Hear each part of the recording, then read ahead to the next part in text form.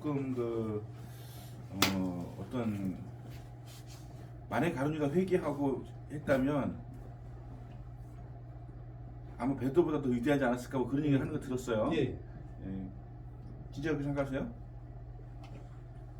그 우리의 뭐 상상이고 우리의 추측이고 예측이니까 그런 생각을 할 수 있는 건 사실이지만 과연 그렇게 됐을까요? 어떻게 생각하세요? 가룟유다가 회개를 할 수 있는 것이 가능했을까요? 가룟유다가 회개를 했는지 안 했는지 그건 우리가 알 수가 없죠. 우리가 지금 기본적으로 자살을 했다라고 하는 것 자체가 우리 이제 보수 기독교계에서는 자살했다는 자체가 이제 어떻게 보면 하나님께 회개를 하지 않은 상태라고 하는 것으로 이야기하기 때문에 우리는 자살했다는 것 자체가 지옥 간다, 그죠? 자살하면 지옥 간다, 그죠? 이게 자살이라고 하는 거죠, 자살. 자살하면 지옥 간다라고 하는 것부터가 이제 정리가 되잖아요. 그리고 가룟유다 자살했기 때문에 회개를 안 한 것이고 또 지옥 갔다 이렇게 이제 생각하는 거잖아요. 그러면은 가룟유다가 자살했기 때문에 지옥 갔을까요? 아니면 가룟유다는 자살했기 때문에 회개하지 않은 것일까요? 어떻게 생각하세요? 근데 저는 되게 궁금한 게 있었는데 어쩔 수 없이 자살하는 사람들도 있잖아요.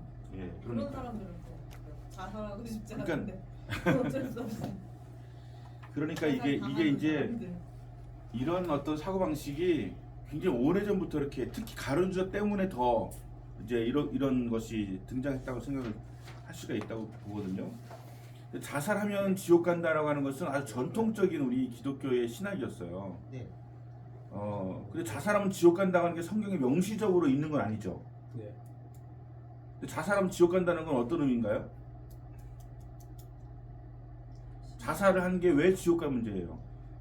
하나님이 창조하신 몸을 네. 어쨌든 본인이 훼손으로 하나님께서 만드신 생명을 자기 스스로 끊었다. 이게 굉장히 큰 문제인 거잖아요, 그죠? 그러면 우리가 사형을 집행하는 사람들 있잖아요. 누구의 생명을 끊어? 그건 어떻게 되는 거예요? 그 사람은 스스로 끊은 거는 죄고 남의 생명을 끊은 것은 죄가 아닌가요? 같은 의미죠, 사실은요. 생명을 죽이는 것은 같은 의미인 거죠. 법으로 아니면 뭐 죄가 있기 때문에 정한다. 그건 하나님이 정한 죄와 법하고 다른 거잖아요. 그리고 하나님의 법 안에서는 회개하면 용서가 되는 거잖아요. 근데 우리는 우리의 법으로 누구를 정죄하고 또 살해를 해요. 그리고서 우리가 사형을 집행했다고 이렇게 이야기한단 말이죠. 사형을 집행할 수 있는 권리가 우리 인간에게 있을까요? 없다고 그러지? 예? 없다고. 그러니까 그런 의미에서 자살이나 아니면 사형 집행이나 어떻게 다를 게 없는 거죠. 우리가 만든 법이 하나님의 법보다 우위는 아니잖아요. 하나님의 법이 자살을 하든지 하는 생명을 갖다가 우리가 존중하지 않고 죽여버리든지 간에 지옥 간다면 그거는 우리가 사형 선고도 아니면 전쟁 중에 누굴 죽이는 것도 우리는 타당화 시키지만 사실 안 되는 거죠. 사람을 죽이는 거 어떤 경우에도 안 되는 거죠. 그러니까 뭐 여호와의 증인 같은 사람들은 뭐 집중 거부해서 군대 안 가고 나는 살인하는 것을 나는 자를 거부한다 이러면서 군대 안 가잖아요. 근데 그런 걸 생각하면 자살이라고 하는 것이 어떤 의미가 보면 하나님의 주신 생명을 스스로 끊는다. 그것이 가장 큰 죄다라고 이제 보통 알고 있거든요. 내가 알고 있는 것도 그래요. 그럼 자살을 했다고 하는 것은 회개하지 않았다고 하는 것으로 단정을 짓죠. 근데 이번에 오면서 차 안에서 내가 이걸 듣자 보니까 정길자 교수님도 살짝 이제 가룟유다가 얼마나 후회했으면 자살했겠느냐 이런 식으로 이제 얘기를 하는 걸 들었어요, 그죠? 여러분 어떻게 생각하세요? 그러니까 후회라는 것이 어떻게 보면은 그 회개라는 의미도 있거든요. 그러니까 이제 후회와 회개가 그 자기 고백적인 것이라고 한다면 회개는 어쨌든 하나님께 해야 되는 것인데 뭐 그런 차이가 좀 있을 수 있지만 뭐 그 그 후회나 그 회나 회개 회나 먼저 사실은 같은 그 의미인 건 맞아요. 약간의 그 의미는 있는데 그 각각이죠. 그 여러 면에서 우리는 보여야 될 것 같고 사회의 구조에 의해서 그죠? 내가 끊어도 사회 구조의 압력에 의해서 끊어지는 경우가 있을 수 있다는 거죠. 그런 게 그렇죠. 많아요. 예. 이런 문제는 단순히 겉으로 보기가 어렵다는 거죠. 가족 구조 속에서 그죠? 이런 건 그 집단에 의한 자살을 방조하는 거죠. 그러니까 그런 것을 좀 우리가 자살하면 지옥 간다라고 하는 그 이론이라기보다는 그런 어떤 신학적 흐름이 그 오랫동안 지속돼 왔는데 이거에 대해서 고민해볼 필요가 있다고 하는 것이죠. 그리고 이것이 진정 신학인가라고 할 때 이것은 신학자가 그렇게 깊이 뭐 연구했다고 볼 수는 없습니다. 자살은 지옥 간다고 하는 걸 연구한 신학자는 없어요. 그거는 그냥 보수적인 목사님들이 일반적으로 하시는 그런 말씀이었고 우리 그렇게 믿어왔던 것이죠. 그래서 우리나라의 유명한 노동자 얼마 전 노동절이었잖아요. 노동자 중에 전태일 있잖아요. 전태일. 네. 전태일 열사는 자살했잖아요, 그죠? 네. 분신 자살이잖아요. 네. 자기 힘으로 불 질러가지고. 그렇지만 사회적 영향력은 굉장히 크게 줬죠. 그런데 그가 교회 다녔던 거 아세요? 교회 다녔거든요. 근데 그 교회에서 장례를 치러주지 않았어요. 자살했기 때문에 지옥 갔기 때문에 예배 드릴 수가 없다. 안 했어요. 자, 그러면 그 가족들이 예수 믿을 수 있을까요? 그 어렵죠, 그죠? 그러니까 이게 그 자살했다고 하는 것에 대한 이해를 우리가 어떻게 보면 잘 모를 수 있어요. 자살하면 지옥 가는지, 자살하면 지옥 갈 가능성이 높다고 생각해요. 저도. 하지만 자살하면 100% 다 지옥 간다라고 보는 것은 이제는 조금 좀 연구해 봐야 된다. 제 친구가 지금 서울신대 목회 상담학 대학원 원장이에요. 이희철 교수라고요. 이 친구도 그렇게 얘기를 해요. 자, 지금은 자살이라고 하는 것으로 내몰리는 경우가 있죠, 그죠? 네. 친구들의 어떤 집단 린치라든가, 아니면 친구들이 따돌림이라든가, 왕따라든가, 아니면 어떤 그 여러 가지 정신적인 어떤 질병이라든가, 우울증이라든가 이런 것들이 내가 선택한 자살이 아니라 그냥 다른 사람들이 막 내몰아가지고 너무 힘들어 고통스러워가지고 죽음을 선택하는 그런 경우도 꽤 있단 말이죠. 그럼 이것이 정말 정녕 자신의 선택에 의한 자기 생명을 해야 하는 것인가 라고 본다면 그렇지 않을 수가 충분히 있죠. 이것은 자살이 아니라 목숨은 내가 끊었지만 사실 타살인 같은 개념이 될 수가 있는 거죠.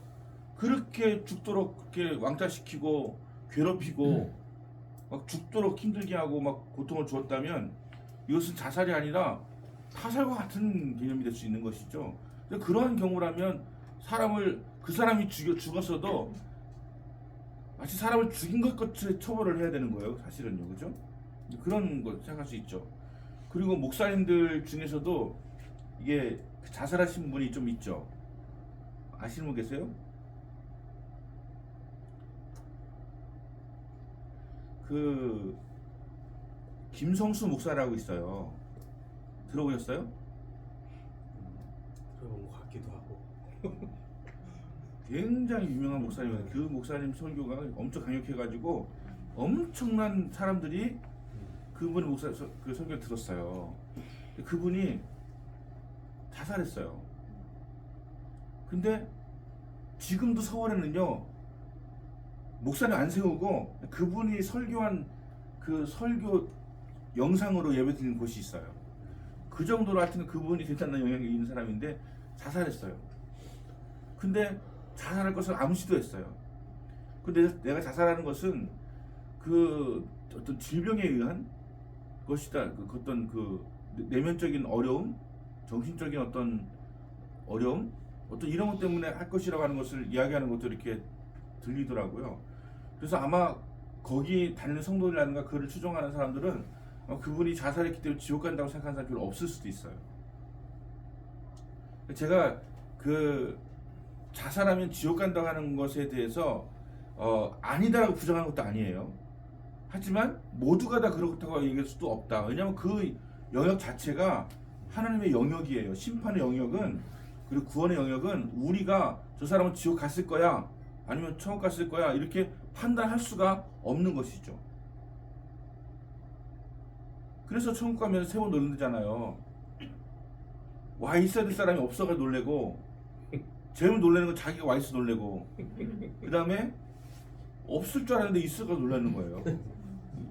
그래서 놀란다는 거예요. 그러니까 우리는 구원이나 심판에 대해서 어떤 권리 갖고 있지 않아요. 하나님께서만 갖고 있는 거잖아요. 그러니까 알 수가 없는 것이죠. 그런 의미에서 김세연 그 교수인가 쓴 책이 있는데 그 소제목이 그거예요. 자살하면 지옥 간다는 사람이 지옥 간다. 일단 기본적으로 그런 걸 떠들지는 말아야 돼요. 왜 그럴까요? 덕이 안 되니까. 그 유족들에게 당신 남편은, 당신 아버지는 지옥 갔습니다. 그런 순간 그 가족들은 이제 그런 하나님 안 믿겠다고 이렇게 나올 수 있잖아요. 그죠? 그러니까 굳이 그런 말을 하지를 말라는 거예요. 그런 것이 우리는 알 수 없지만 자살하면 지옥 간다라고 하는 말을 하는 사람이 지옥 간다. 왜냐하면 성경에 지옥 가는 거에 대한 그것이 명확하게 나와 있는 것이 많지 않은데, 형제를 실족케 하는 자는 어떻게 하였어요? 연자 맷돌을 메고 바다에 빠뜨리는 것이 나으니라. 그러니까 우리가 자살이 아니니 그 문제가 아니라 그 얘기를 막 끄집어내가지고 가족들을 실족하게 하고, 그 영혼이 만약에 정말 하나님 떠나게 한다면 연자 맷돌 메고 강에 떨어뜨리는 것이 낫다라고 하는 거예요. 그러니까 죽는 거라는 거죠. 그러니까 그런 거예요. 그러니까 우리의 신앙생활에 있어가지고 신학이 모든 걸 다 밝혀낼 수가 있다면 뭐 좋겠지만, 신학이 모든 걸 다 밝혀낼 수는 없는 것이고요. 그렇다고 해서 이걸 신학화하는 그 과정을 멈추면 되느냐? 그것도 아니죠. 우리는 신학을 계속 해야 돼요. 신학함이라고 하는 것은 철학함하고는 달라요. 일종의 인간을 연구하는 것은 철학이에요. 철학. 그런데 하나님에 대해서 우리가 연구하고 하나님에 대해서 공부하고 하나님을 더 알려고 애쓰고 힘쓰는 것은 신학이에요. 그래서 신학과 철학은 분명히 구분되긴 하지만 철학도 중요하고 신학도 중요한 거예요. 그러니까 철학이라고 하는 것은, 이것은 기본적으로 뭐 사람에 대한 또 뭐 존재론이니 존재론 자니 실존주의니 이런 것들은 다 철학적 개념인데, 신학은 기본적으로 하나님에 대해서 우리가 알아가고자 하는 것인데, 우리가 하나님을 어떻게 알 수가 있어요? 그래가지고 사람들은 하나님에 대해서 알려고 애를 쓰지만 하나님을 다 알 수가 없죠. 하나님에 대해서는 기본적으로 하나님이 창조하셨기 때문에 하나님 창조 이렇게 하신 거 보니까 하나님 이런 분이시다라고 하는 걸 알 수 있죠. 꽃의 종류가 막 수만 가지잖아요. 하나님은 이런 능력이 하나님이시구나 알 수 있죠. 자연이 돌아가는 거 보면서 자연의 원리를 만드신 하나님이시니까 하나님은 이런 분을 알 수 있죠. 또 우리가 살아가면서 사람을 만드셨으니까 우리를 통해서 하나님을 알 수 있죠. 그러니까 하나님을 알 수 있는 것들이 많이 있어가지고 연구해가지고 하나님 어떤 분인지 밝게 알 수가 있고, 그 외에는 하나님 우리 계시해 주시는 것으로 알 수 있는데, 그런 것들은 일반적으로 과학이라든가 뭐 이성이라든가 철학이라든가 이런 걸로 하나님을 밝힐 수가 없잖아요. 그러니까 이런 것들이 이제 신화적인 요소가 되는 건데, 우리 그 불트만 같은 경우에는 비신화라고 하는 것이 모든 것을 다 신화적인 것은 다 빼버린다라고 하는 의미가 아니라, 거기 적혀 있더라고 보니까 다 빼버린다고 하는 것이 아니라 모든 성경의 어떤 역사를 비신화해서 빼버린다는 얘기가 아니라, 그것을 이렇게 어떤 복음적으로 해석하려고 하는 노력을 했다라고 하는 그런 차원이기 때문에, 우리가 이제 불트만에 대해서도 조금 더 좀 다르게 좀 알아갈 필요가 있다. 그렇다고 해서 이분은 자유주의 신학자가 아니냐? 자유주의 신학자는 맞아요. 그러니까 하이데거라고 하는 사람은 실존주의 철학자로서 굉장히 신에 대해서 거부하는 뭐 그런 것이었거든요. 그러면 그 당시 시대가 왜 이렇게 되었는가에 대해서 알 필요가 있잖아요. 왜 그렇습니까? 일단 우리가 불트만을 사용하던 시대가 1916년 뭐 세계대전, 2차 세계대전까지 포함한 시대를 살았잖아요. 그때 많은 사람들은 실존적인 고민을 하죠. 하나님이 계신 건가? 게다가 우리는 6.25 전쟁으로 우리도 굉장히 큰 그 고난을 겪었지만 유럽은 훨씬 더 했거든요. 어떤 의미에서? 기간이 길었어요. 기간이 1차, 2차 세계대전 기간이 길었어요.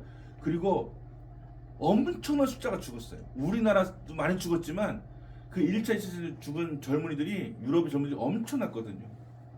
그리고 훨씬 더 비인간적이었어요. 훨씬 더 규모도 컸고 그 시기 동안에 계속 무기를 갖다가 막 최초로 개발하고 막 하면서 굉장히 하여튼간 최악의 무기라도 써가지고 어떻게든 간에 이기려고 했던 것이었기 때문에 그래서 마지막에 원자폭탄까지 쓴 거 아닙니까?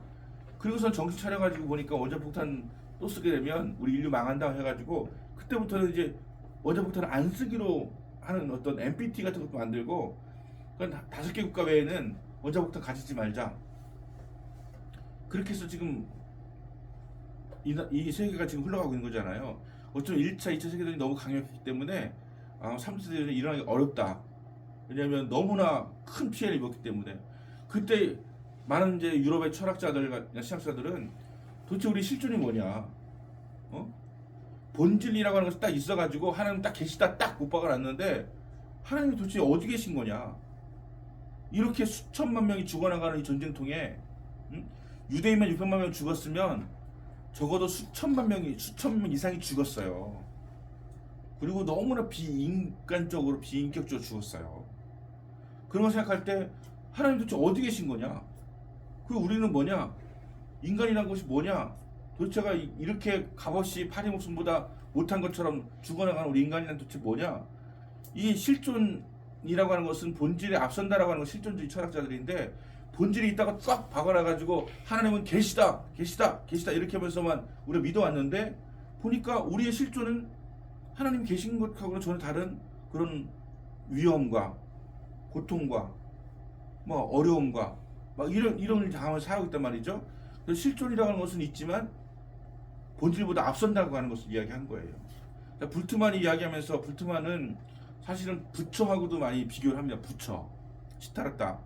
그러니까 부처가 이야기한 게 뭡니까? 부처가 이야기한 게 결국 인생은 사고다. 사고. 뭐 생로병사.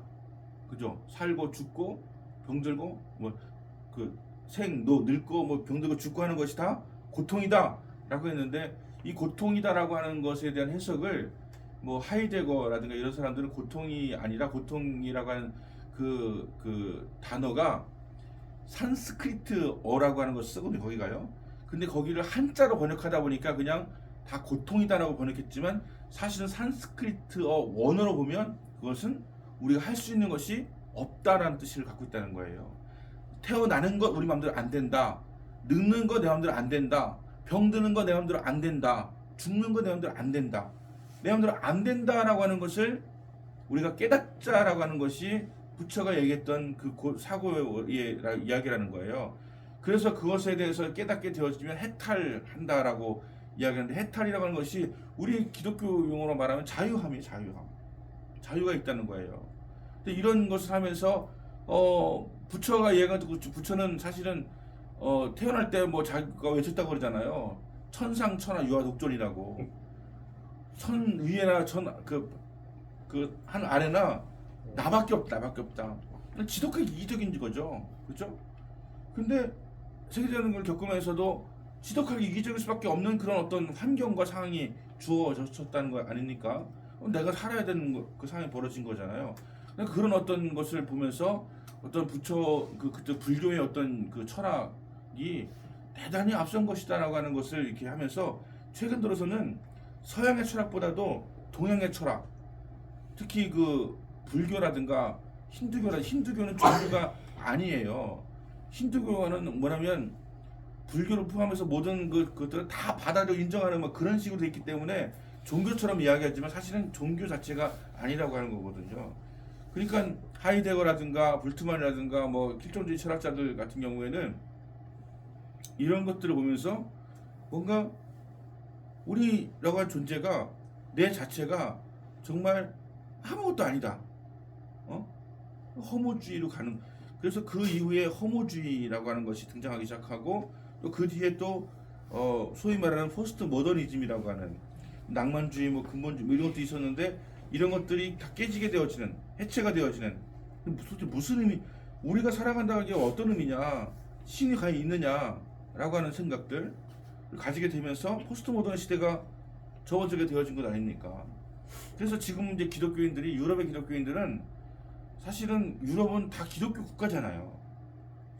영국이고 독일이고 뭐 다 기독교 국가지 않습니까? 그러니까 영국은 그 종교가 뭐예요? 영국은 국교가 뭐예요? 성공이 성공회잖아요. 성공회 개신교의 천주교예요.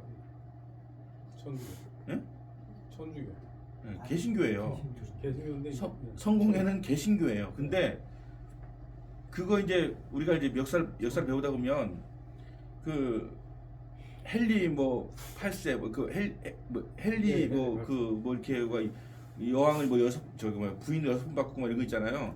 그렇게 하면서 기독교로 됐다가 천주교 됐다가 막 이렇게 하잖아요. 그죠? 그러면서 나중에 최종적으로 이제 기독교를 국교로 하면서 성공회라고 이렇게 붙였는데, 그러다 보니 국교다 보니까 어떻게 됩니까? 다 교회 와서 예배를 드려야 되는 거예요. 강제로. 그러니까 우리는 그게 우리 꿈이죠. 그죠? 우리 대한민국이 기독교가 되어가지고 모든 사람들이 다 주일날 다 예배를 드린다. 꿈이잖아. 영국은 그렇게 살았어요. 특히 그 크로멜이라고 하는 장군이 영국을 갖다 이제 그 왕정주의를 갖다 무너뜨리고 나서 그가 이제 그 지도자가 되었을 때 완벽한 어떤 기독국가로 선포를 하고, 하여튼 기독교 국가이기 때문에 오락 절대 하면 죽는다, 술 먹으면 죽는다, 막 이렇게 그냥 엄격하게 이렇게 했어요. 그랬더니 신앙이 좋아졌을까요? 아니에요. 그냥 교회가 지긋지긋해진 거예요. 그냥 교회가 너무 싫은 거예요. 너무 옥죄이고 하다 보니까. 그래서 크로멜이 끝나고 나서 그 아들이 나중에 됐거든요. 근데 우리 이렇게 살지 말자 막 이렇게 막 하여튼 막 반대하는 운동이 벌어져가지고 나중에 영국이 이렇게 선포합니다. 이제는 교회를 와도 좋고 오지 않아도 좋고 다른 종교를 믿어도 괜찮다. 이렇게 했을 때 어떻게 되었을까요? 전부 다 나는 믿지만 교회는 안 가겠다라고 바뀌게 되는 거예요. 그 교회는 안 가고 믿는다고는 해요. 왜냐면 그거 뭐 나쁠 거 없으니까. 근데 교회는 안 가는 거예요.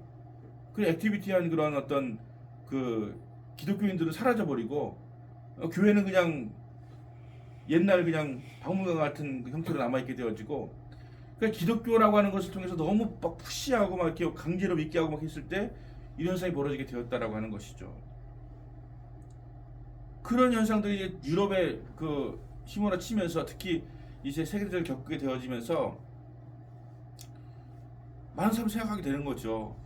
이 흐름 자체가 신은 과연 있는가?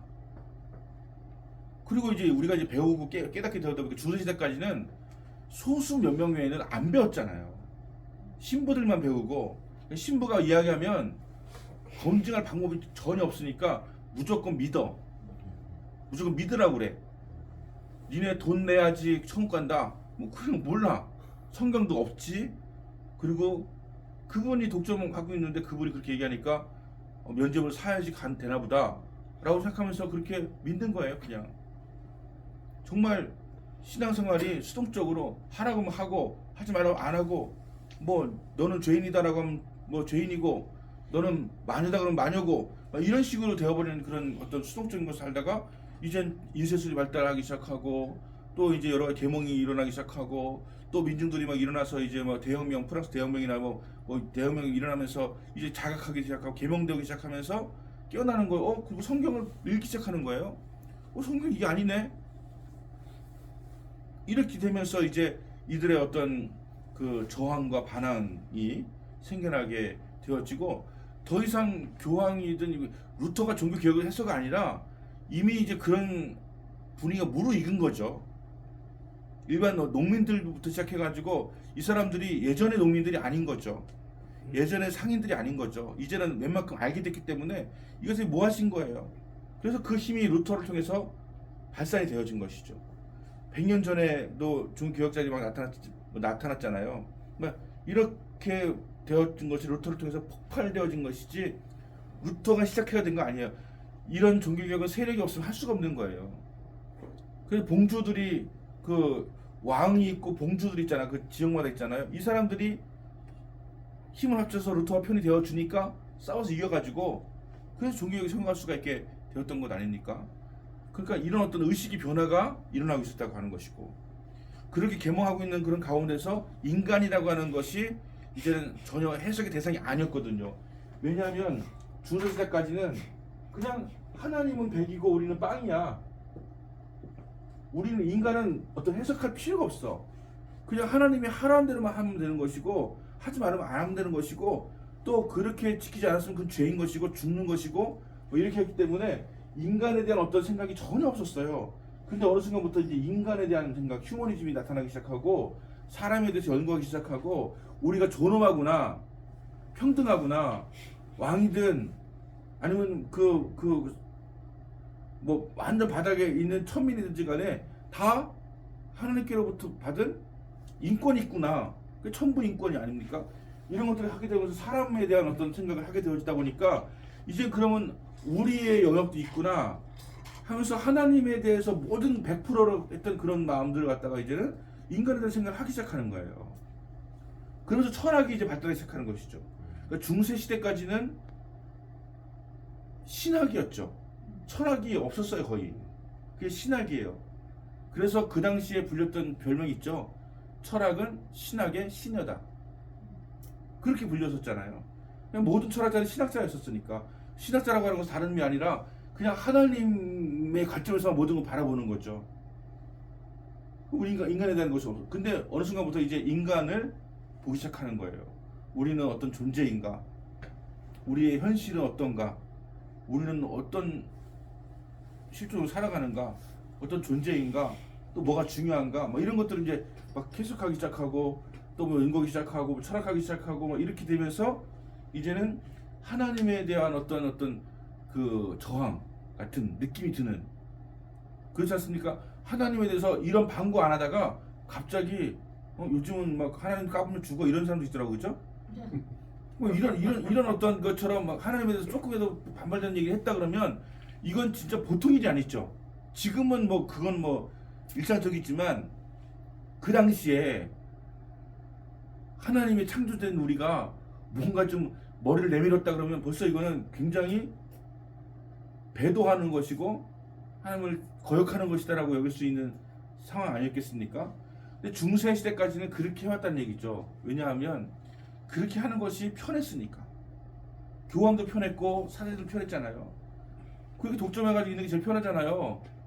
근데 어느 순간부터 이제 그렇게 할 수 없는 시대가 되어지니까 이제는 인간학에 대한 것들이 막 일어나기 시작하고 또 연구 활발하게 일어나기 시작하고 그다음에 우리가 말하는 이 자유주의 신학자들 슐라이 에르마하라든가 아니면 불트만이라든가 판넨베르그다 수많은 사람들이 등장하는데 이런 사람들에서 우리는 기본적으로 거부감을 갖고 있어요 지금.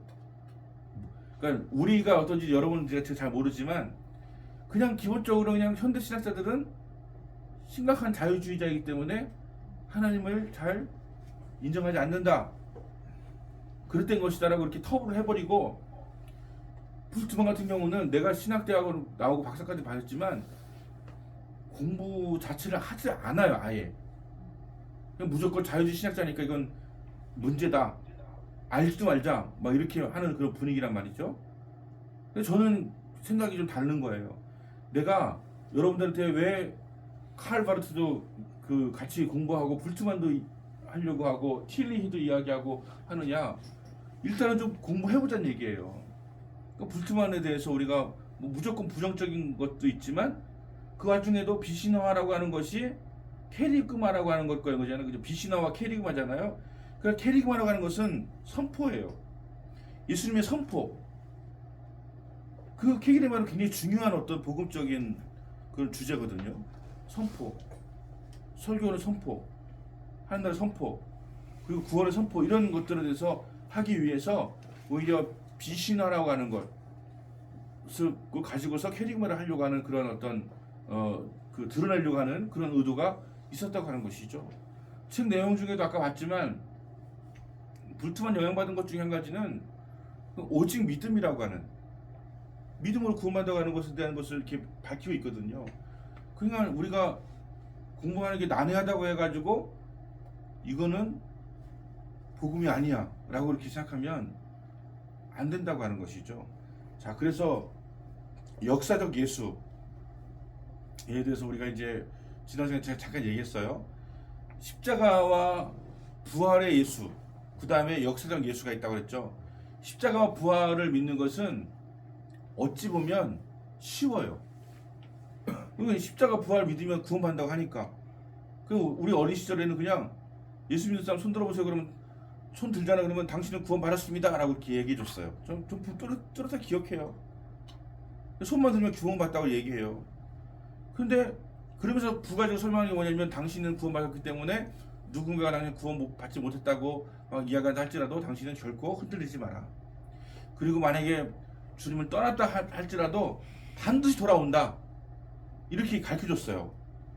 그런데 놀랍게도 나랑 같이 고백했던 수많은 사람들이 아직도 안 돌아왔을 뿐만이 아니라 그냥 그대로 죽어버렸어요.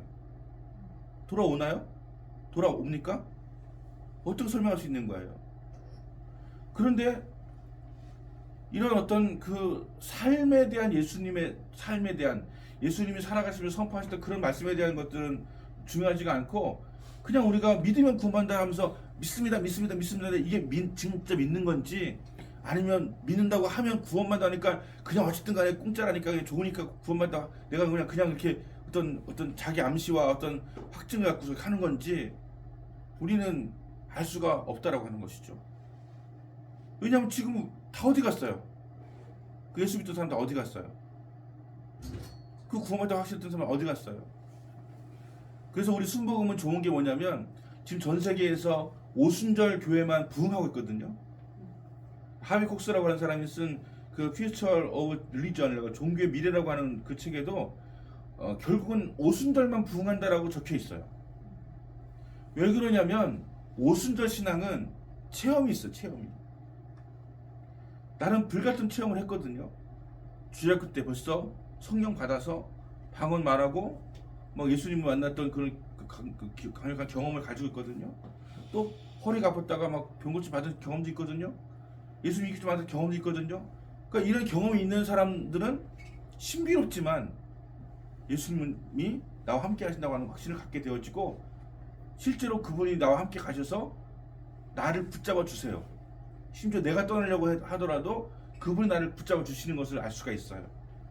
이런 확실한 체험을 갖고 있는 오순절이기 때문에 지금 시대에도 부흥이 일어나고 계속해서 이렇게 성장할 수가 있는 것인데 이렇게 머리로 유럽의 신학처럼 이렇게 머리로 이성으로 주님을 증명해 가려고 하는 그런 곳들은 결국은 다 사라져 버렸죠. 믿을 수가 없죠. 어떻게 이성적으로 처녀가 아기를 낳는 것이 가능합니까? 어떻게 이성적으로 홍해를 갖다가 마른 땅같이 건너가는 것이 가능합니까? 어떻게 바위를 쳤는데 물이 나옵니까? 뭐 이런 것들을 검증이 안 되니까 불투만은 그런 것들 그 신화적인 것들을 갖다 걷어내자 이렇게 이야기했던 것이고 그래서 지금 유럽의 그 인구의 5% 정도만 성경을 성경대로 믿는다라고 이야기할 정도로 성경에 있는 것들에 대해서 어떤 역사적인 것이라든가 아니면 이런 어떤 그 과학적이지 않은 것을 믿지 않으려고 하는 그런 것들이 지금 굉장히 지금 득세하고 있다 이런 거예요. 그래서 알자는 것이죠. 그래서 우리가 신학함이라고 하는 것은 결국은 우리가 알아야 될 것도 알아야 되지만 세상 사람들은 도대체 왜 저렇게 살까? 어떤 생각을 가지고 있을까? 지금 세상을 흘러가는 전체적인 흐름은 과연 무엇인가? 역사가 어떻고 철학이 어떻고 어떤 큰 흐름이 지금 있는가 하는 것을 우리가 좀 알아야지 젊은이들 이해하고 시대를 이해하고 또 그들하고도 뭔가 그 대화할 수 있는 어떤 접촉점을 찾을 수 있는 거 아니겠습니까? 그죠? 지금은 한없이 좀 서로 멀어져 있잖아. 그러니까 우리 갖고 있는 생각과 저를 갖고 있는 생각이 너무 달라. 그래서 또 접촉점이 좀 없잖아요. 그죠? 특히 기독교인들은 이 배타적인 성격이 너무 강해요. 니는 아니다 라고 딱 해버리기 너무 강하기 때문에 전도하기가 너무 어려워요. 일단 믿고 봐. 일단 믿어. 교회 와. 그렇게 몸 메어서 붙들고 오면 무조건 예수 믿습니까? 아니잖아요. 정말로 그에게 예수님의 사랑으로 교회 오기 전에라도 예수 사랑으로 그를 돌봐주고 또 보여주고 섬겨주고 밥 사주고 뭐 이렇게 막 하면서 그런 예수님 믿는 사람은 이렇구나라는 감동을 받게 만들고 그리고 와서 교회를 다녀야 되는데 그냥 교회 왔더니 교회가 내가 생각하는 너무 다른 거야. 너무 이해가 안 되는 거예요. 교회를 처음 와서 첫날 오자마자 뭐 화장실 가서 담배를 폈어. 그랬더니 어떻게 교회 다니는 사람 담배 처음 나왔는데도 어떻게 교회 다니는 사람 담배를 필 수 있냐고 하면서 막 정죄를 해. 어떻게 될까요? 그 다음 주 안 나오고 말죠. 모자를 쓰고 왔더니 자기는 모자 쓰는 게 패션이라서 쓰고 왔더니 어떻게 예배드릴 때 모자를 쓰고 예배 드리냐고 막 젊은 친구들 막 그 슬리퍼 신고 오잖아요. 이렇게 여름에 땀이 너무 많이 나가지고 슬리퍼 신고 온 건데 어떻게 예배드릴 때 슬리퍼 신고 오냐고 막. 그래서 그 학생은 그래도 자기가 어디서 봤는데 예수님도 슬리퍼 신고 있더라고.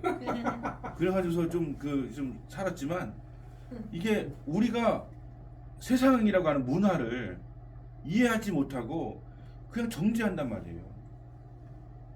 그 대표적인 게 사실은 청년들한테 술과 담배예요. 그리고 오락 뭐 이런 거 있잖아. 어떻게 교회 다니는 사람이 어떻게 믿는 사람이 이렇게 해요. 술 먹는 게 지옥 가는 문제입니까? 담배 피는 게 지옥 가는 문제예요? 근데 우리는 그렇게까지 한다니까요. 스펄전이라는 그 목사님 위대한 목사 아시잖아요. 그분이 엄청난 꼴초였던 거 아세요? 그 웬만한 그 목사님들 그런 거 많아요.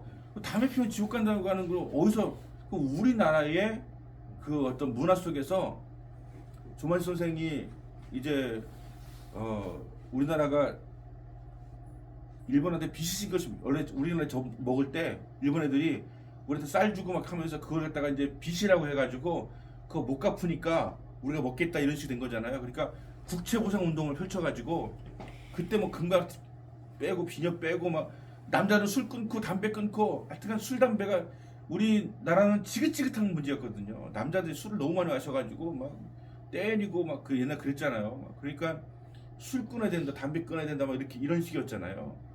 그리고 그거 아껴가지고서 하여튼간 우리가 이제 일본에게서 벗어나야 된다라고 하는 그런 운동이 벌어지고 하니까 우리나라 지독하게 이제 그런 것들이 많아졌지만 사실은 그런 문제 갖고서 젊은 친구들 술 호기심으로만으로도 먹고 이렇게 하는데 막 정죄를 해버려. 그러니까 교회 가기 싫다. 요즘 애들 제일 싫어하는 단어 중에 하나가 꼰대거든요. 그냥 교회가 딱 꼰대야. 그냥 말 갔다 하면 뭐 잘못 자꾸 지적해. 뭐 하지 말라는 게 너무 많아. 근데 자기는 예수님에 대한 어떤 뭔가 체험도 없는데 구원에 대한 어떤 확신도 없는데 그냥 가면 그냥 지적하는 말만 하고 막 나무라기만 하고 막 이렇게 하니까 좋은 친구들이 뭐 그거 안 가고 말겠다. 막. 왜 11조를 왜 내야 되지? 그 사람들 그거 알지 못하는데 11조를 안 내면 뭐 꺼쭉하면 지옥 간대. 다 지옥 간다는 식으로 얘기해요. 11조 안 내면 지옥 갑니까? 어떤 사람은 천국 가고 어떤 사람은 지옥 가는 거예요. 우리의 정통적인 교리 아주 그 전통적인 확실한 교리는 그거예요. 예수를 믿으면 천국 가는 거예요. 예수를 안 믿으면 지옥 가는 거예요. 거기에 어떤 행위가 들어갈 수 없어요. 예수를 믿으면 예수 믿는 사람답게 되어지는 그 과정이 있는 것이지 예수 믿는 사람이 되어진 다음에 예수 믿고 구원받게 되어진 게 아니잖아요. 그런 면에서 제가 이제 한시대학교 교수를 할 때 학생들한테 이제 교회를 탐방해서 이제 조사해가지고 오라고 시켰는데 내가 몇 군데 시켰어요. 분당 만나교회 갔다 와라. 그때 한 친구가 거기 다녀왔어. 근데 거기 가서 보고를 하는데 그건 하더라고요. 들어가자마자 흡연실이 있더래요 거기에. 교회 만납기 들어가자마자 흡연실 딱 있더래요. 그래서 와 신기하다 어떻게 교회 흡연실이 있지? 물론 거기서 뭐 예배 훈련도 하고 뭐 이렇게 교회가 시장하고 소통하기 위해서 막 내어준다는 거예요 그 공간을. 그러니까 이제 거기에서 그런 사람들도 편하게 하라고 하는 것이었는데 그러면 거기 안수집사라든가 장로님이라든가 이런 분들이 필요할까요 거기서? 안 하죠. 하겠습니까? 하지만 그것이 있는 것 자체가 이 교회는 우리들을 조금 이해해 주는 곳이구나 라는 생각을 한다는 거예요. 담배를 누가 피겠어요 거기서. 진짜 예배 훈련이나 하면 피울까? 누가 교인들이 피우겠습니까? 그렇지만 야 여기는 조금 우리를 이해해 주려고 하는 곳이구나 이렇게 한다는 거예요. 그러니까 그런 어떤 생각 가지고서 했는 얘기고, 그래서 신학을 공부하면서 우리 신학을 갖다가 너무 짧은 시간이다 보니까 우리가 지금 공부할 시간 너무 짧잖아요. 그러다 보니까 뭐 정말 기본적인 핵심적인 교리만 루터하고 칼빈하고 어거스틴하고 이런 아주 보수적으로 아주 정통적인 사람만 배우기에도 시간이 바빠. 그러다 보니까 웬만한 대학에서는 여러분 이런 공부 하지도 않습니다. 칼바르트 얘기 하지도 않아요. 알지도 못하면서 그냥 무조건 잘못했다, 현대 신학자다, 이단이다 이렇게 얘기해요. 근데 저는 여러분들이 이걸 갖다 이해할 거라고 그렇게 기대하진 않아요. 하지만 좀 맛은 좀 알긴 알라는 얘기, 맛은 좀 보란 얘기야. 그리고 어느 정도 정의는 칼바르트가 무조건 현대 신학자 이단이 아니다. 한번 읽어봐라. 공부는 해놓고 서로 뭐 토론 배틀하든지 한번 싸워봐라 이렇게 하는 거죠. 덮어놓고 우리 이제 순복음에서는요 신학교라든가 신학교든 신학대학이든지 간에 칼바르트 얘기 나오잖아요. 나오지도 못하게 막 난리쳐요. 어떻게 그런 사람을 입에 올릴 수 있냐고. 뭐 이런 식의 그냥 말 자체가 안 돼. 그거 어떻게 공부가 되겠습니까? 그래서 불트만은 사실은 내가 여기 책에 있기 때문에 불트만이라는 사람 다뤘지만 사실 불트만 다뤄본 적은 내가 이제 조신학을 공부를 하면서도 불트만을 가르쳐 보거나 다뤄본 적은 없어. 나는 공부는 했지만 물론 했지만 이제 없어요. 왜냐면 어렵기도 하고 또 어떻게 보면 이제 우리가 지금 여기서 다루는 사람들 중에서는 제일 좀 이렇게 멀리 가 있는 사람 중에 하나이기 때문에 사실 잘 이렇게 안 다루었는데 어떻게 이제 잘못 걸려가지고 이제 한영 사모님 했지만 그렇지만 그것도 우리가 불트만 누군지 알면서 비난을 하든지 비판을 하든지 해야지. 그리고 비판할 것만 있는 게 아니라니까요. 그러니까 그런 거 해야 되는데 그러기 시간이 너무 없잖아요. 그래서 내가 여러분에게 원하는 것은 시간을 쪼개서라도 공부하는 그 신학교 시간 동안만 해도 공부를 좀 해라. 이게 얼마나 중요한지 모른다. 우리가 알고 있는 그 신학적 지식과 성경 지식 갖고서 앞으로 목회를 하면서 성도를 다 품에 안고 갈 수 있을까요? 아마 어려울걸요. 날고 키는 목사님들도 공부 그렇게 하신 분들이 별로 없는데 그 정도 알아가지고서 어떻게 세상을 이해할 수 있을까요? 제가 불교에 얘기했잖아요. 사고라고 하는 것이 내가 할 수 없다고 하는 그런 차원에서의 고통인 것이지 그냥 고통이라는 의미가 아니다 이런 얘기 했잖아요. 저는 이제 알았어요. 이번에 알았어요. 나도 이제 내가 그 요즘에는 매 유튜브를 봐요. 현대 철학자들 유튜브 봐요. 그러다가 이제 그 불교에 대해서, 왜냐면 불교적인 심성이 우리나라에 막 꽉 들어차 있잖아요 지금 우리나라에. 그러니까 알아야 될 거 아니에요. 기독교인들도 불교도 심성이 많아요. 그러니까 우리가 좀 알아야 될 거 아니에요. 그래서 공부를 하려고 했는데 불교는 그냥 그런 깨달음이 있었어요. 시다르 때가 절대 나는 신이 아니다고 하는 것은 너무 밝혀놨는데 나중에 사람들이 자기 편의를 위해서 부처를 신격화 시켜놔요. 이게 문제가 된 거예요. 이게 문제가 되는 거예요 지금. 몽골도 불교가 강한 편이죠. 거기 그 우리가 달마가 동쪽으로는 까닭은 그렇게 하잖아요, 그죠? 달마가 티베트가 그쪽에 있죠, 그죠? 티베트가 달마가 있잖아요. 달마는 사람이 어떤 사람이냐? 거기도 그 불교의 승인데 어떤 깨달음이 있었느냐? 우리는 뭐 압니까? 달마만 알잖아, 그죠? 달마도만 알잖아. 달마가 왜 동쪽으로 갔는지 뭐 그런 건 생각도 없고 관심도 없잖아, 그죠? 근데 그런 걸 좀 알라고요. 그래서 믿지 않는 사람들하고 대화가 시작이 돼야 될 거 아니야. 걔네들은 완전히 다른 생각이고 다른 이론이면 대화가 안 되잖아요, 그죠? 뭔가 좀 얘기하자고요. 그래서 그런 가운데서 변주 끌어내는 거죠. 예수님이 전도할 때 방식이 어땠는지 우리가 알잖아요. 예수님은 요한복음 2장에서는 포도주를 이제 물로 포도주를 만드는 사건이 있었잖아요. 가나 혼인잔치가 있잖아요. 거기에서 그냥 그런 어떤 걸 통해서 예수님 자신 드러내세요. 그 다음 3장은 뭡니까? 니고데모하고 3장 전체가 니고데모하고 이 대화잖아요. 4장은 뭡니까? 수가성 교인과의 대화잖아요. 그러면은 결국 그들이 나중에 어떻게 됩니까? 예수 믿게 됐잖아요. 니고데모는 근심하며 돌아갔지만 나중에 사실은 니고데모가 예수님의 무덤에 향유 같은 거 다 제공하고 막 이렇게 된 걸로 볼 때 그가 예수의 사람이 됐다가 알 수 있지 않습니까? 예수님은 뭐 변증을 통해서 했잖아요. 어떻게 하면 구원 얻겠습니까? 영생 얻으니까 뭐 하니까 물과 성령으로 된다. 엄마에서 또 들어갈 수 있습니까? 성령을 난 사람은 이러하니라 하면서 예수님께서 막 하시면서 그러면서 전도가 된 거잖아요. 수가성 여인도 마찬가지잖아요. 이 물을 주는 자는 영을 목마르지 않아요. 이렇게 하면서 사장 끌고 가다가 이제 수가성 여인이 나중에 막 그냥 가면 내가 예수를 만났다 막 소리치면서 가잖아요. 그러니까 우리의 전도는 사실은 이런 어떤 변증, 예수님에 대한 변증을 할 줄 알아야 전도할 수 있는데 예전 같으면은 막 병들면 그 세대에 우리 교회 가봐. 안수 받으면 병 고침 받을 수 있어. 이렇게 해서 됐잖아요. 근데 요즘은 아프면 병원 갈 일이 누가 교회 갑니까? 그럼 뭐 해야 됩니까? 요즘에 대부분의 문제는 이 어떤 그 신경 정신적인 문제예요. 스트레스라든가 아니면은 그 고민 아니면 많은 어떤 트러블 많은 관계적인 문제 이런 거 있잖아요. 이런 걸 가지고서 우리가 어떤 그 하나님을 만날 수 있도록 도와준 역할을 해야 될 거 아닙니까? 옛날에는 그냥 돈 없고 가난하고 병들고 하니까 그런 문제로 교회를 데리고 왔다면 이제는 뭔가 지금 현대인들이 갖고 있는 많은 정신적인 문제 이런 걸 가지고 나갈 거 아닙니까? 그죠? 그래서 제가 지난 시간에 지지난 몇 년 전에 전길자 목사님이 이제 전길자 목사님, 오정민 목사님 이런 분들 있을 때 제가 이런 걸 이야기했더니 전길자 목사님이 그런 목사님이 있다는 거예요. 그 정신적인 그런 것을 다루는 목사님 계시다는 거예요.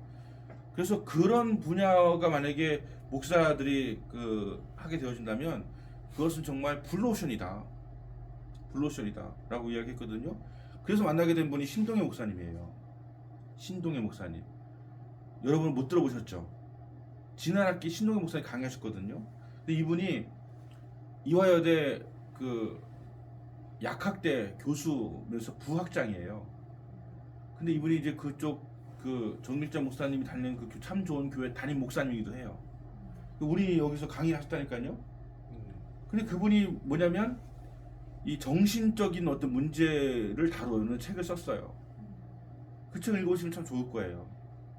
그러니까 그런 걸 하면서 우리 현대인들에게 그런 많은 문제가 있는데 그분은 불교도 심통한 아주 심취하신 분이시고 기독교에도 굉장히 기품이 있어요.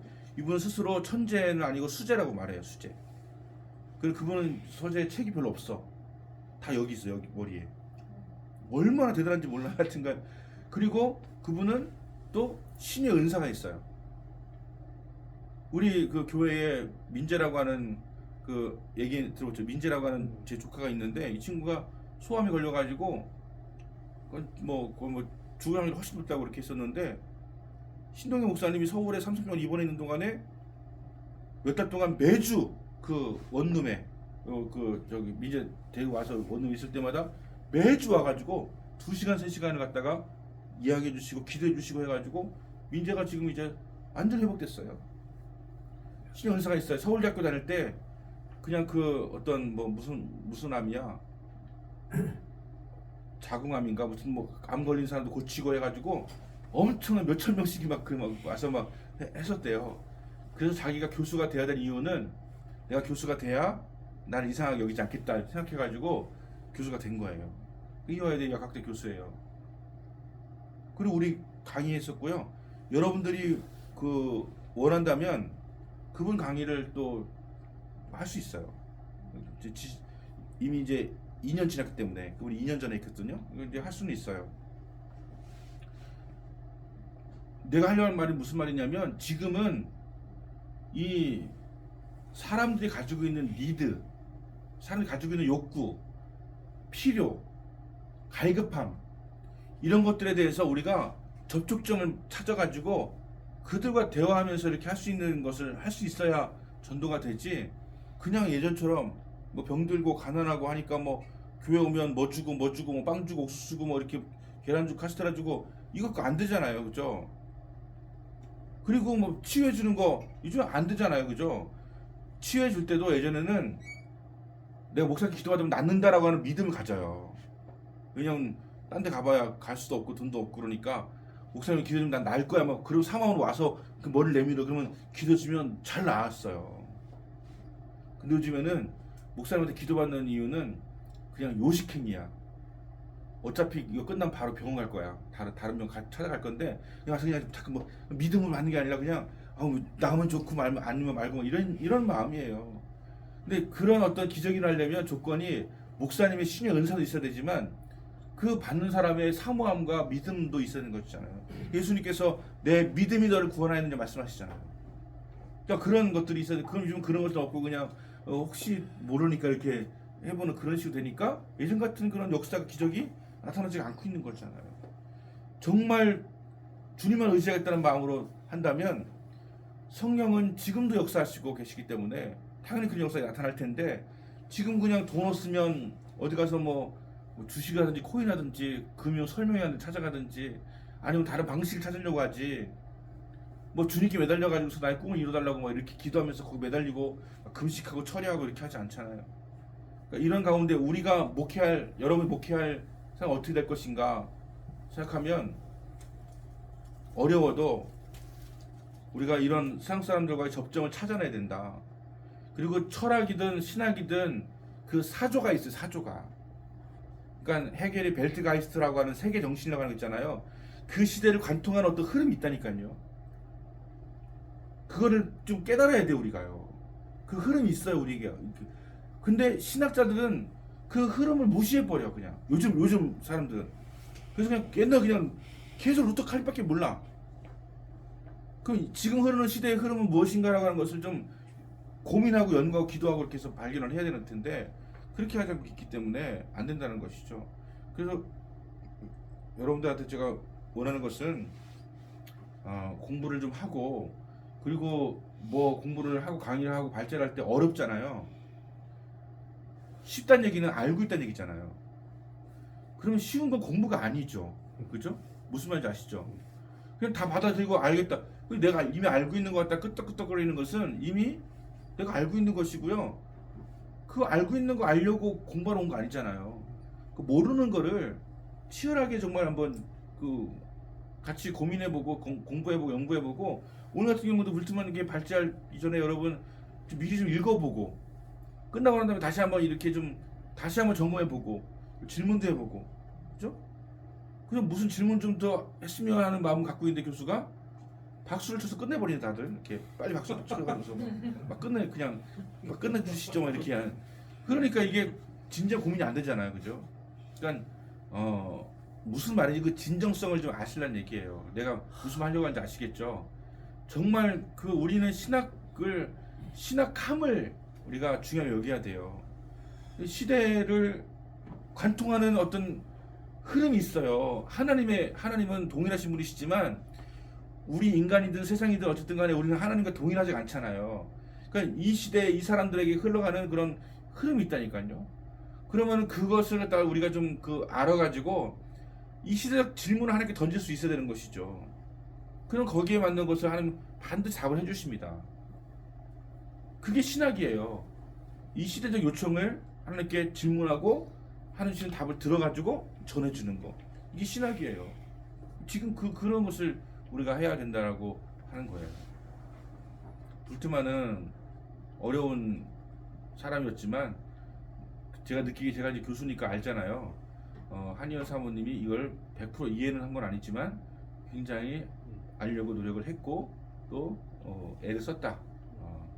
그래서 잘했다 생각을 해요. 더 깊이 있는 그런 것을 뭐 한다면 그럼 뭐 교수가 필요가 없죠. 하여튼 잘 했고요.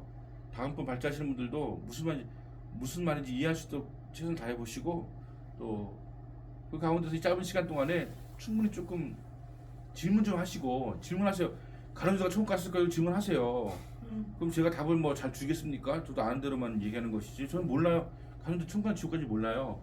지옥 갔을 가능성이 좀 높다고 생각하지만 그거 우리가 그렇다고 아예 배제하지 않아요. 왜냐면 진짜로 그거 회개했는지는 또 모르는 거잖아요. 그죠? 근데 회개는 어쨌든 간에 하늘 앞에 해야 되는 것이고 근데 이제 제가 이제 어떤 공부하는 사람 입장에 볼 때는 다윗이 그 어떤 바세바를 범하고 죄를 졌잖아요. 근데 이건 아무도 몰랐잖아요. 그래서 하나님께만 회개해도 됐어요. 근데 만약에 다윗이 그 범죄한 것 같다 사람 다 알게 되었다. 그럼 다윗이 계속해서 그렇게 잘할 수 있었을까요? 어려웠을 거예요. 가룟 유다가 예수님을 죽였어요. 근데 회개했다고 사람이 살려줄까요? 제가 볼 때는 아니라고 생각해요. 왜냐하면 하나님 용서하셨어도 사람들은 네가 어떻게 멀쩡하게 살아서 돌아갈 수 있느냐라고 하면서 아마 무시해버렸을 거예요. 무시해버리거나 막 죽여버리거나 막 열정적인 사람.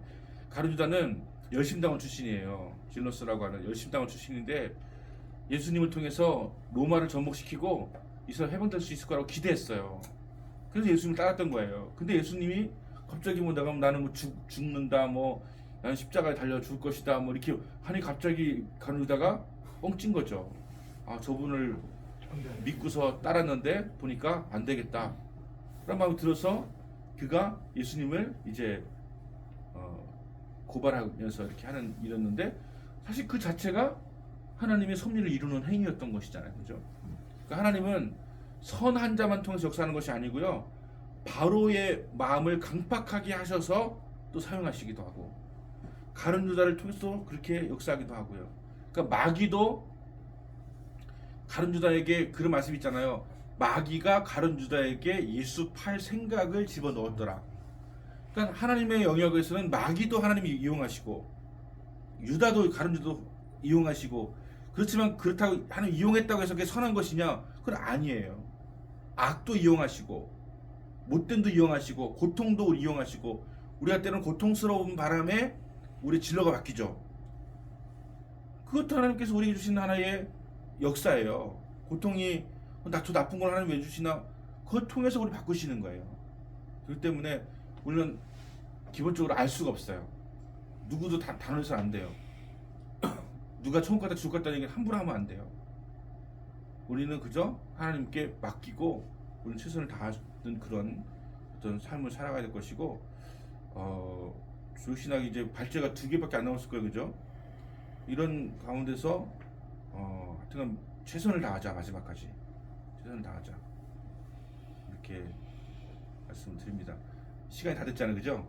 제가 늦게 와가지고 이걸 했는데 그 줌 수업하는 것도 다음 학기도 하지만 여러분이 졸업하기 전에 신동희 목사님 6월 16일 날 청주로 와요. 이분이 엄청 바쁘신 분이 다 못 오시는데 기회가 되시면 한번 보셔도 좋고요. 참 귀한 분이에요. 정립자 목사님도 이분이 뭐 국회의원 사모님이고 뭐 그런 것이 아니라 이분 참 제가 좋아합니다. 그러니까 내가 가르쳤기 때문에 이분들이 다 저를 교수님이라고 저를 이렇게 대우해 주시지만 제가 볼 때는 진짜 훌륭한 분들이세요. 그래서 그리고 어떤 신학적인 어떤 그런 어떤 그 마인드, 어떤 폭 이런 게 이렇게 그냥 좁지가 않고 좀 폭넓은 것도 있어가지고 그러니까 뭐 가룟 유다도 뭐 그런 얘기도 하는 거지. 사실 이런 얘기 목사님들 들어볼 수가 없어요, 여러분. 여러분 저를 만난 게 어떤 의미인지 모르겠지만 저는 어쨌든 간에 지식은 얕은데 폭은 넓어요. 그래서 여러분들 품어줄 수 있는 게 있다는 거예요. 그러니까 그래서 좋다 하는 분도 계실 수 있고 왜냐면 제가 너무 지식 깊으면 무슨 말인지 못 알아듣잖아요. 그죠? 깊진 않지만 그래서 저는 이렇게 조금 폭넓게 하려고 하는 그런 마음이 분명히 있다. 그러니까 그렇게 하시고 좀 질문 하세요. 질문 나중에 오늘 끝나야 되고 질문 좀 하세요. 그래서 질문을 통해서 우리 답을 얻어가는 그런 시간이 되었으면 좋겠습니다. 자, 마치도록 하겠습니다. 사료 병에 감사합니다.